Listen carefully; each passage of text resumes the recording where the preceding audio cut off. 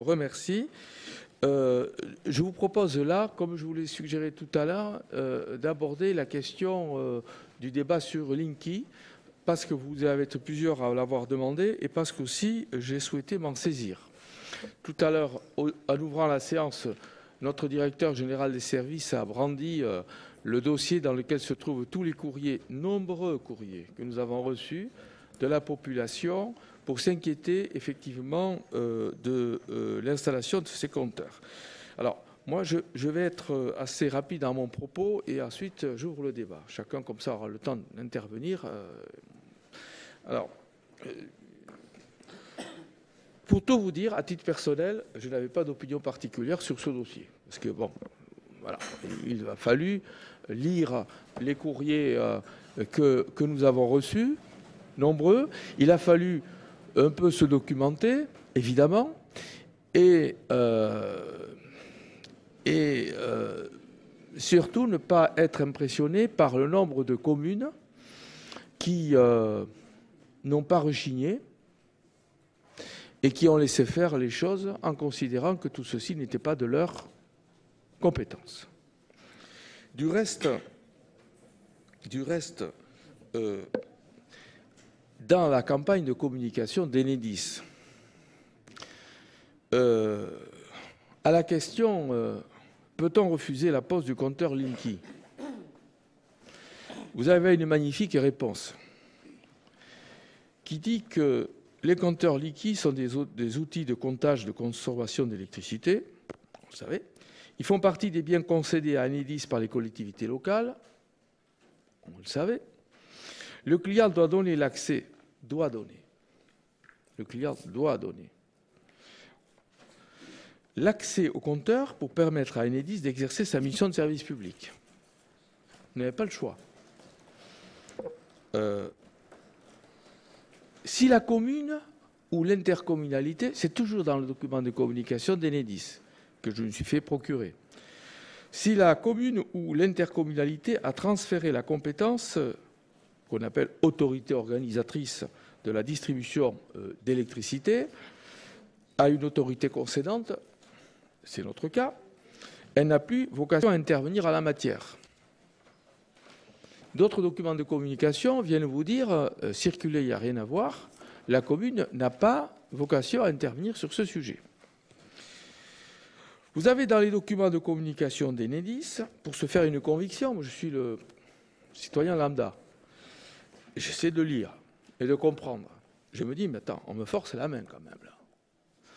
Et ensuite, bien sûr, force argument pour, mais c'est un autre aspect des choses, pour dire que tout ceci n'est pas plus dangereux qu'un téléphone portable, pas plus dangereux qu'un appareil de télévision, que sais-je encore, autant d'appareils que nous utilisons chaque jour et quelquefois à plusieurs moments de la journée. Rassurez-vous, il n'y a pas de problème. Ça, c'est la question, effectivement, on va dire, sanitaire. Mais, et j'en reviens à la question principale du droit de propriété et de la liberté fondamentale, qui, pour moi, m'a quelque peu heurté, interrogé, interpellé par un certain nombre de personnes, certaines personnes ici même. J'ai donc demandé à rencontrer les responsables d'Enedis, que j'ai rencontrés ici il y a peu. Il y a peu, j'ai rencontré ici M. Philippe Denis, qui est directeur territorial d'Enedis ici, mais il était aussi accompagné de M. Lotz et de M. Méry, qui sont des responsables départementaux et régionaux d'Enedis, auxquels j'ai fait part de ma surprise. La première interrogation, c'était, écoutez, moi je veux bien que vous puissiez dire que nous n'avons pas de pouvoir, mais je leur ai demandé pourquoi vous avez répondu à mon invitation de me venir voir à la mairie, puisque je n'ai aucun pouvoir et que je n'ai aucune compétence. Vous venez voir quelqu'un qui est incompétent. Je pense qu'ils ont reconnu que la communication n'était pas tout à fait satisfaisante, pour le moins.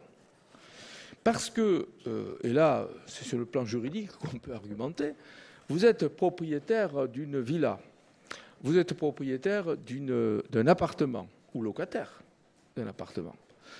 Vous avez la possibilité de refuser que quelqu'un entre chez vous, fût-ce même au nom d'un service public, quel qu'il soit.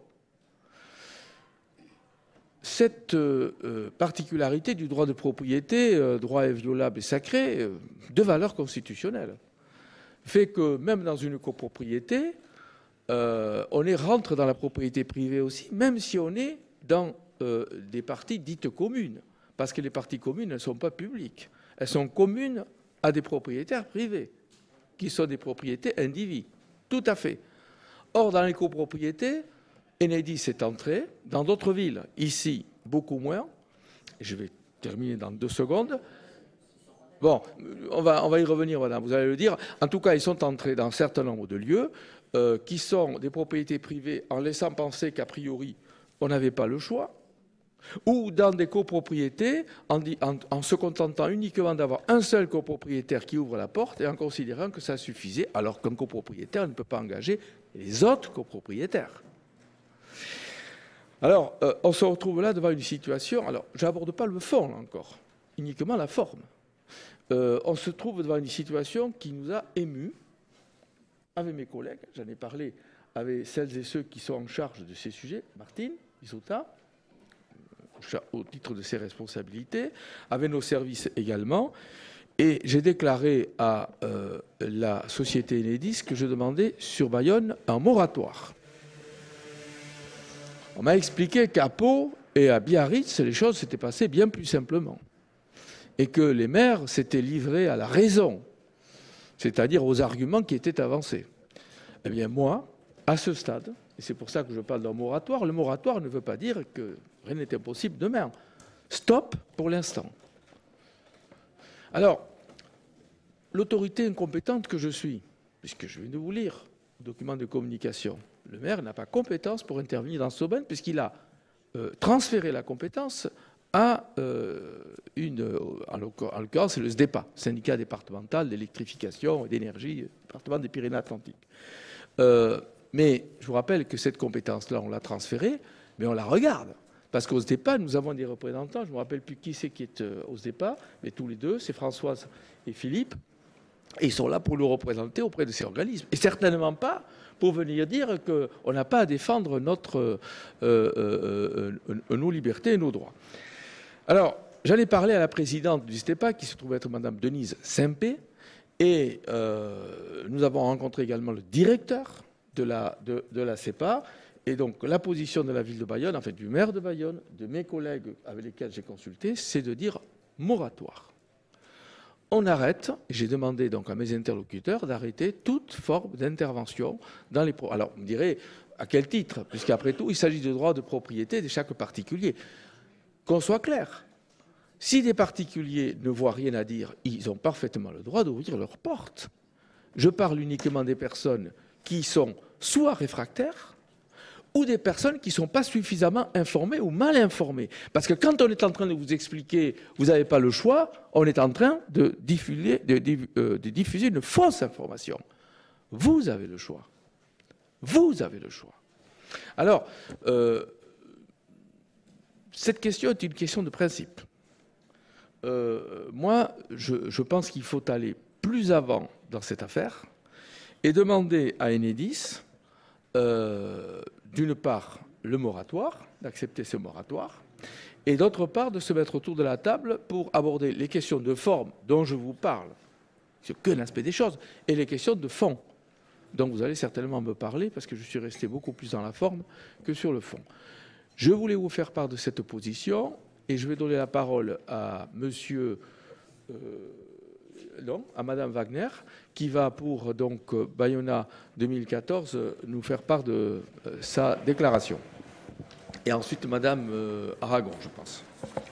Oui, merci Monsieur le maire.